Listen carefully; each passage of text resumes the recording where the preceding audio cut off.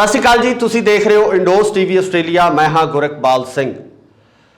ਦੁਨੀਆ ਦੇ ਵੱਖ-ਵੱਖ ਕੋਨਿਆਂ ਦੇ ਵਿੱਚ ਵਾਪਰ ਰਹੀਆਂ ਘਟਨਾਵਾਂ ਦੀ ਜਾਣਕਾਰੀ ਤੁਹਾਡੇ ਸਨਮੁਖ ਲੈ ਕੇ ਹਾਜ਼ਰ ਹੁੰਨੇ ਆ। ਤੁਹਾਨੂੰ ਦੱਸਦੇ ਆ ਕਿ ਆਖਰ ਦੁਨੀਆ ਦੇ ਕਿਸ ਕੋਨੇ ਦੇ ਵਿੱਚ ਕੀ ਵਾਪਰ ਰਿਹਾ। ਸੋ ਇਸੇ ਲਹਿਜ਼ੇ ਦੇ ਵਿੱਚ ਕੈਨੇਡਾ ਤੋਂ ਸਾਡੇ ਨਾਲ ਸਪੈਸ਼ਲੀ ਜੁੜੇ ਹੋਏ ਨੇ ਦੀਪਕ ਥਾਪਰ ਜੀ। ਦੀਪਕ ਜੀ, ਬਹੁਤ-ਬਹੁਤ ਸਵਾਗਤ ਹੈ ਤੁਹਾਡਾ ਇੰਡੋਜ਼ ਟੀਵੀ ਤੇ। ਸਤਿ ਸ਼੍ਰੀ ਅਕਾਲ ਜੀ ਸਾਰਿਆਂ ਨੂੰ, ਸਰੋਤਿਆਂ ਨੂੰ ਜੀ ਤੇ ਇੰਡੋਜ਼ ਟੀਵੀ ਵਾਲਿਆਂ ਨੂੰ ਜੀ। ਦੀਪਕ ਜੀ, ਸਭ ਤੋਂ ਪਹਿਲਾਂ ਕੈਨੇਡਾ ਦੇ ਵਿੱਚ ਜਿਹੜੇ ਬਹੁਤ ਸਾਰੇ ਸਟੂਡੈਂਟ ਹੈ ਜਿਹੜੇ ਦੁਨੀਆ ਭਰ ਤੋਂ ਆਏ ਹੋਣੇ। ਜੇ ਪੰਜਾਬ ਦੀ ਗੱਲ ਕਰੀਏ ਤਾਂ ਪੰਜਾਬ 'ਚੋਂ ਬਹੁਤੇ ਵਿਦਿਆਰਥੀ ਚੰਗੇ ਭਵਿੱਖ ਦੀ ਆਸ ਨੂੰ ਲੈ ਕੇ ਕੈਨੇਡਾ ਦੀ ਧਰਤੀ ਦੇ ਉੱਪਰ ਗਏ ਨੇ, ਮਿਹਨਤਾਂ ਕਰ ਰਹੇ ਨੇ, ਜ਼ੋਰ ਲਗਾ ਰਹੇ ਨੇ। ਪਰ ਆਪਾਂ ਜੇ ਪਿਛਲੇ ਦਿਨਾਂ ਨੂੰ ਵਾਚੀਏ ਜਾਂ ਦੇਖੀਏ ਤਾਂ ਬਹੁਤ ਸਾਰੀਆਂ ਇਹੋ ਜਿਹੀਆਂ ਦੁੱਖ ਭਰੀਆਂ ਖਬਰਾਂ ਜਿਹੜੀਆਂ ਸਾਡੇ ਸਾਹਮਣੇ ਆਈਆਂ ਕਿ ਮਾਪਿਆਂ ਦੇ ਇਕੱਲੇ ਕਹਿਰੇ ਪੁੱਤ ਜਿਹੜੇ ਕਮਾਈ ਤੇ ਚੰਗੇ ਭਵਿੱਖ ਨੂੰ ਲੈ ਕੇ ਕੈਨੇਡਾ ਦੀ ਧਰਤੀ ਦੇ ਉੱਪਰ ਗਏ ਸੀ ਤੇ ਉੱਥੋਂ ਬੰਦ ਬਕਸਿਆਂ ਦੇ ਵਿੱਚ ਪੰਜਾਬ ਵਾਪਸ ਪਰਤੇ ਹੈ। ਮੇਰੇ ਕਹਿਣ ਦਾ ਭਾਵ ਹੈ ਕਿ ਉਹ ਕਿਸੇ ਨਾ ਕਿਸੇ ਤਰੀਕੇ ਨਾਲ ਨੈਚੁਰਲ ਡੈਥ ਹੈ ਜਿਹੜੀ ਉਹਨਾਂ ਦੀ ਇੱਥੇ ਹੋ ਜਾਂਦੀ ਹੈ। ਤੇ ਖਾਸ ਕਰਕੇ ਜੇ ਆਪਾਂ ਕਹੀਏ ਤਾਂ ਦਿਲ ਦੇ ਦੌਰਿਆਂ ਨਾਲ ਜਿਹੜੀਆਂ ਬਹੁਤ ਸਾਰੀਆਂ ਮੌਤਾਂ ਵਿਦਿਆਰਥੀਆਂ ਦੀਆਂ ਪਿਛਲੇ ਦਿਨੀ ਪੰਜਾਬੀਆਂ ਦੀਆਂ ਹੋਈਆਂ। ਕੀ ਇਹਦੇ ਪਿੱਛੇ ਕੀ ਕਾਰਨ ਸਮਝਦੇ ਹੋ ਕਿ ਅਜਿਹਾ ਕੀ ਵਾਪਰ ਰਿਹਾ ਹੈ? ਕਿਉਂ ਇਸ ਤਰ੍ਹਾਂ ਦੀਆਂ ਜਿਹੜੀਆਂ ਘਟਨਾਵਾਂ ਲਗਾਤਾਰ ਸਾਹਮਣੇ ਆ ਰਹੀਆਂ?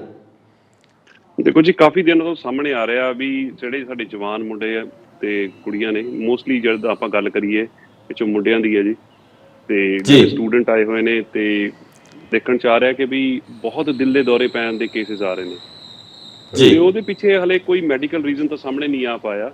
ਹਲੇ ਉਹਦੀ ਤਫਤੀਸ਼ ਜਾਰੀ ਹੈ ਵੀ ਕਿਉਂ ਆਪਣੇ ਬੱਚਿਆਂ ਨਾਲ ਏਦਾਂ ਹੋ ਰਿਹਾ।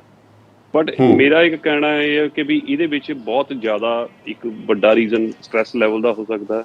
ਉਹ ਸਟ੍ਰੈਸ ਲੈਵਲ ਕਈ ਤਰ੍ਹਾਂ ਦਾ ਕਹਿ ਲਈਏ, ਜਿੱਦਾਂ ਕਿ ਪੜ੍ਹਾਈ ਦਾ, ਤੇ ਫਿਰ ਜੇ ਆਪਾਂ ਗੱਲ ਕਰੀਏ ਤਾਂ ਬਹੁਤ ਵੱਡੀ ਪੈਸੇ ਦੀ ਮਾਤਰਾ ਇਨਵੋਲਵ ਹੁੰਦੀ ਹੈ ਜਦੋਂ ਬੱਚਾ ਬਾਹਰੋਂ ਪੜ੍ਹਨ ਆਉਂਦਾ, ਤੇ ਜੌਬ ਦਾ ਲੈ ਕੇ, ਕਿਉਂਕਿ ਹੁਣ ਪਿੱਛੇ ਜੇ ਲੇਬਰ ਸ਼ਾਰਟੇਜ ਵੀ ਰਹੀ ਹੈ ਤੇ ਕੁਛ ਕੋਵਿਡ ਨੇ ਵੀ ਕਾਫੀ ਚੀਜ਼ਾਂ ਨੂੰ ਆਪਾਂ ਕਹੀਏ ਕਿ ਵੀ ਸਾਹਮਣੇ ਲਿਆਂਦਾ ਕਿ ਵੀ ਬਹੁਤ ਪ੍ਰੋਬਲਮਾਂ ਵਧੀਆਂ ਨੇ ਇੱਕ ਆਮ ਇਨਸਾਨ ਦੀ ਵੀ। ਫਿਰ ਜਦੋਂ ਤੁਸੀਂ ਇੰਟਰਨੈਸ਼ਨਲ ਸਟੂਡੈਂਟ ਹੁੰਦੇ ਹੋ, ਤੁਹਾਡੇ ਤੇ ਵੈਸੇ ਹੀ ਪੜ੍ਹਾਈ ਦਾ ਬੋਝ, ਹੋਰ ਚੀਜ਼ਾਂ ਦਾ ਬੋਝ ਵੀ ਬਹੁਤ ਹੁੰਦਾ ਜੀ।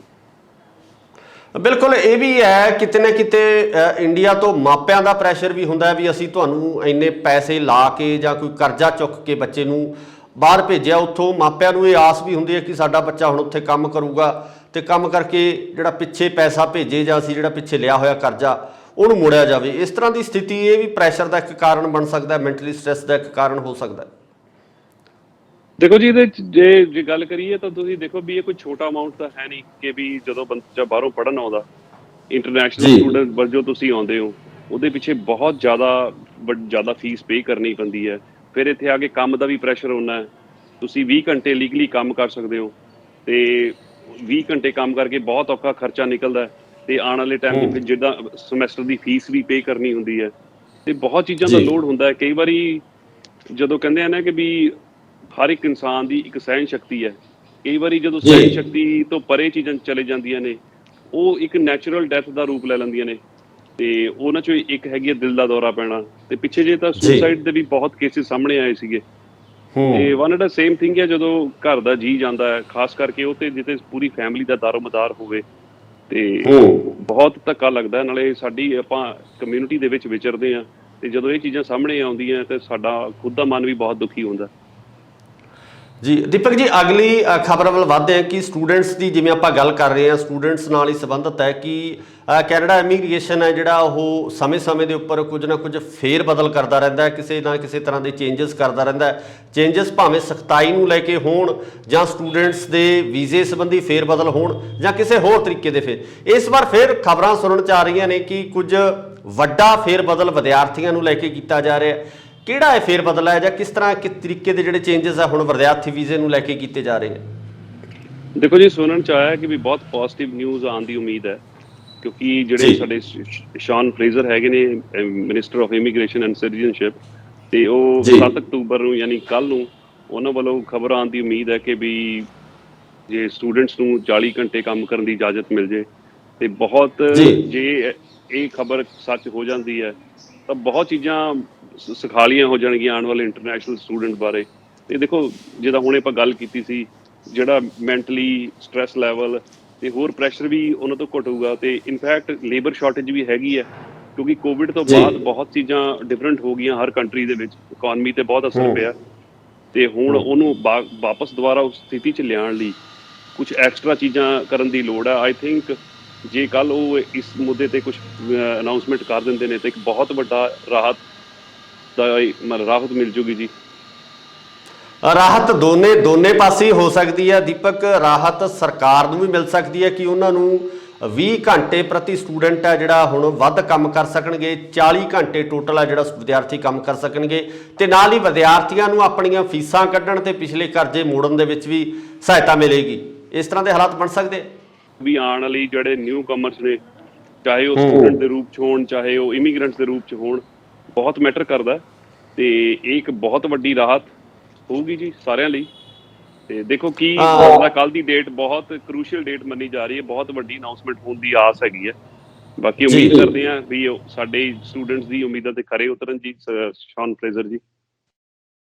ਜੀ ਬਿਲਕੁਲ। ਆਪਾਂ ਅਗਲੀ ਖਬਰ ਵੱਲ ਵਧਦੇ ਹਾਂ ਕਿ ਤੁਹਾਡੇ ਗਵਾਂਢੀ ਮੁਲਕ ਦੇ ਵਿੱਚ ਇੱਕ ਬੜੀ ਮੰਦਭਾਗੀ ਘਟਨਾ ਵਾਪਰੀ ਹੈ, ਜਿਸ ਦੇ ਵਿੱਚ ਪੰਜਾਬੀ ਪਰਿਵਾਰ ਦੇ ਜਿਹੜੇ 4 ਜੀ ਹੈ ਜਿਹੜੇ ਪੰਜਾਬ ਨਾਲ ਸੰਬੰਧਿਤ ਦੱਸੇ ਜਾ ਰਹੇ ਹੈ, ਉਹਨਾਂ ਦੀ ਮੌਤ ਹੈ ਜਿਹੜੀ, ਉਹਨਾਂ ਦਾ ਕਤਲ ਹੈ ਜਿਹੜਾ ਉਹਨਾਂ ਦਾ ਕਰ ਦਿੱਤਾ ਗਿਆ, ਉਹਨਾਂ ਦੀ ਮੌਤ ਹੋ ਗਈ ਹੈ।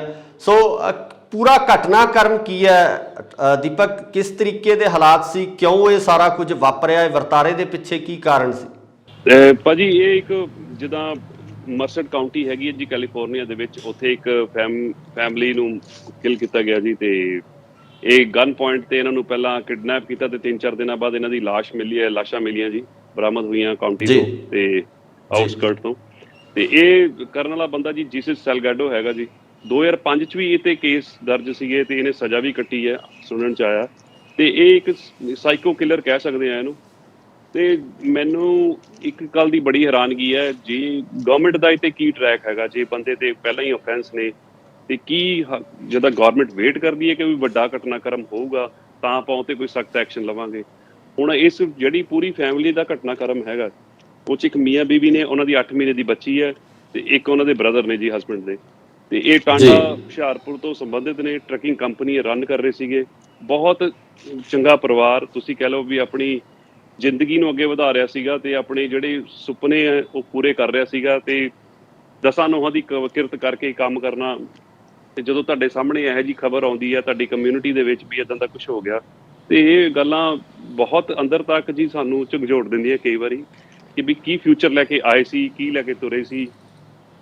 ਤੇ ਆਹ ਸਭ ਚੀਜ਼ ਬਿਲਕੁਲ ਦੀਪਕ, ਬਿਲਕੁਲ ਇਹ ਚੀਜ਼ਾਂ ਵਾਕਈ ਬੜੀਆਂ ਦੁਖਦਾਈ ਹੁੰਦੀਆਂ, ਖਾਸ ਕਰਕੇ ਜਦੋਂ ਆਪਾਂ ਪਿਛਲੇ ਪਰਿਵਾਰ ਦੀ ਗੱਲ ਕਰਦੇ ਹਾਂ ਤਾਂ ਪਿਛਲੇ ਪਰਿਵਾਰ ਤੇ ਕਿਸ ਤਰੀਕੇ ਦਾ ਜਿਹੜਾ ਇਸ ਚੀਜ਼ ਨੇ ਮਾਨਸਿਕ ਤੌਰ ਤੇ ਅਸਰ ਪਾਇਆ ਹੋਣਾ, ਤੇ ਖਾਸ ਕਰਕੇ ਉਸ ਕਾਤਲ ਦੀ ਮਾਨਸਿਕਤਾ ਕੀ ਹੋ ਸਕਦੀ ਹੈ ਜਿਸ ਨੇ ਇੱਕ 8 ਮਹੀਨਿਆਂ ਦੀ ਬੱਚੀ ਨੂੰ ਵੀ ਨਹੀਂ ਬਖਸ਼ਿਆ, ਜਿਸ ਵੱਲੋਂ ਉਸ ਛੋਟੀ ਬੱਚੀ ਦਾ ਵੀ ਕਤਲ ਕਰ ਦਿੱਤਾ ਗਿਆ, ਜਿਸ ਨੇ ਹਜੇ ਦੁਨੀਆ ਦੇਖਣੀ ਸੀ, ਹਜੇ ਦੁਨੀਆ ਦੇ ਰੰਗ ਮੰਨਣੇ ਸੀ। ਸੋ ਖਾਸ ਕਰਕੇ ਸਰਕਾਰਾਂ ਨੂੰ ਜ਼ਰੂਰ ਚਾਹੀਦਾ ਕਿ ਇਸ ਤਰੀਕੇ ਦੇ ਜਿਹੜੇ ਕਿਰਦਾਰ ਵਾਲੇ ਵਿਅਕਤੀ ਆ ਜਾਂ ਜਿਨ੍ਹਾਂ ਦਾ ਕ੍ਰਿਮੀਨਲ ਰਿਕਾਰਡ ਹੁੰਦਾ ਤਾਂ ਉਹਨਾਂ ਨੂੰ ਸਖਤ ਤੋਂ ਸਖਤ ਸਜ਼ਾਵਾਂ ਦੇ ਕੇ ਜਾਂ ਉਹਨਾਂ ਦੀ ਮਾਨਸਿਕ ਪੱਧਰ ਦੀ ਜਾਂਚ ਕਰਨ ਤੋਂ ਬਾਅਦ ਹੀ ਉਹਨਾਂ ਨੂੰ ਰਿਹਾ ਕੀਤਾ ਜਾਵੇ ਜਾਂ ਉਹਨਾਂ ਨੂੰ ਪੈਰੋਲ ਹੈ ਜਿਹੜੀ ਉਹ ਦਿੱਤੀ ਜਾਵੇ।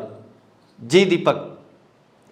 ਸਹੀ ਗੱਲ ਹੈ ਜੀ। ਦੇਖੋ ਇਹ ਜਦੋਂ ਕੁਝ ਘਟਨਾ ਸਾਹਮਣੇ ਆਉਂਦੀਆਂ ਨੇ ਜੀ, ਜਦੋਂ ਵਾਪਰਦਾ ਹੈ, ਹੁਣ ਜਦੋਂ ਸਾਡੀ ਕਮਿਊਨਿਟੀ ਦੇ ਵਿੱਚ ਇੱਦਾਂ ਹੋਇਆ ਤਾਂ ਆਪਾਂ ਸੋਚਦੇ ਹਾਂ ਵੀ ਇਹ ਚੀਜ਼ਾਂ ਹੋਣੀਆਂ ਚਾਹੀਦੀਆਂ ਸੀਗੀਆਂ। ਦੇਖੋ ਕਾਨੂੰਨ ਜਦੋਂ ਬਣਦਾ ਤਾਂ ਉਹਦੇ ਵਿੱਚ ਬਹੁਤ ਲੂਪ ਹੋਲਸ ਹੁੰਦੇ ਨੇ, ਜਿਨ੍ਹਾਂ ਦਾ ਕੀ ਫਾਇਦਾ ਇਹ ਇਹੋ ਜਿਹੇ ਮੁਜਰਮ ਜਿੱਦਾਂ ਤੁਸੀਂ ਕਹਿ ਲਓ ਵੀ ਸਾਈਕੋ ਕਿਲਰਸ ਉਠਾਉਂਦੇ ਨੇ। ਦੇਖੋ ਉਹ ਵਿਕਰਿਤ ਮਾਨਸਿਕਤਾ ਦਾ ਬੰਦਾ ਸੀਗਾ, ਪਹਿਲਾਂ 2005 ਚ ਵੀ ਉਹਨੇ ਆਹੀ ਕੁਛ ਕੀਤਾ, ਤੇ ਹੁਣ ਉਹ ਜਦੋਂ ਵੱਡੀ ਘਟਨਾ ਕਰਤੀ। ਦੇਖੋ ਜਦੋਂ ਆਪਾਂ ਦੂਜੇ ਮੁਲਕ ਤੁਰਦੇ ਹਾਂ, ਮਤਲਬ ਬਹੁਤ ਚੀਜ਼ਾਂ ਸੋਚ ਕੇ ਵੀ ਆਪਾਂ ਸਾਡਾ ਫਿਊਚਰ ਵਧੀਆ ਹੋਊਗਾ, ਇਹ ਸਾਰੀ ਚੀਜ਼ਾਂ ਕਰਦੇ ਹਾਂ। ਨਾਲੇ ਇੱਕ ਕੰਪਨੀ ਰਨ ਕਰਨੀ, ਦੂਜੇ ਮੁਲਕ 'ਚ ਜਾ ਕੇ ਆਪਣੇ ਆਪ ਨੂੰ ਸਟੇਬਲ ਕਰਨਾ, ਤੇ ਫਿਰ ਸਾਡੇ ਨਾਲ ਸਾਡੇ ਪਿੰਡ ਦੀ ਕਹਿ ਲਓ ਵੀ ਪੰਜਾਬ ਦੀ ਜਾਂ ਸਾਡੇ ਦੇਸ਼ ਦੀ ਵੀ ਸਾਂਝ ਜੁੜੀ ਹੁੰਦੀ ਹੈ, ਬਹੁਤ ਚੀਜ਼ਾਂ ਸਾਡੇ ਨਾਲ ਰਿਲੇਟਡ ਹੁੰਦੀਆਂ ਨੇ। ਤੇ ਹੁਣ 8 ਮਹੀਨੇ ਦੀ ਉਹਨਾਂ ਦੀ ਬੱਚੀ ਸੀਗੀ। ਦੇਖੋ ਉਹ ਜਦੋਂ ਚੀਜ਼ ਸਾਹਮਣੇ ਆਉਂਦੀ ਹੈ ਤਾਂ ਕਈ ਵਾਰੀ ਬੰਦਾ ਐ ਸੋਚਦਾ ਵੀ ਮੈਂ ਤਾਂ ਇੱਕ ਚੰਗੇ ਭਵਿੱਖ ਲਈ ਆਪਣਾ ਤੁਰਿਆ ਸੀ, ਤੇ ਜਦੋਂ ਇਹੋ ਜਿਹਾ ਚੀਜ਼ ਸਾਹਮਣੇ ਆ ਜਾਏ ਬੰਦਾ ਕਹਿੰਦਾ ਵੀ ਮੈਂ ਇਹਦੇ ਨਾਲੋਂ ਤਾਂ ਆਪਣੇ ਮੁਲਕ 'ਚ ਕਾਫੀ ਬਿਹਤਰ ਜ਼ਿੰਦਗੀ ਜੀ ਸਕਦਾ ਸੀ।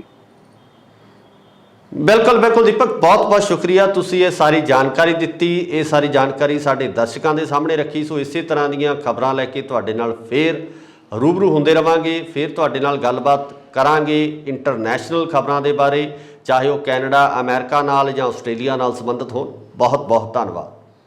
ਧੰਨਵਾਦ ਜੀ, ਸਤਿ ਸ਼੍ਰੀ ਅਕਾਲ।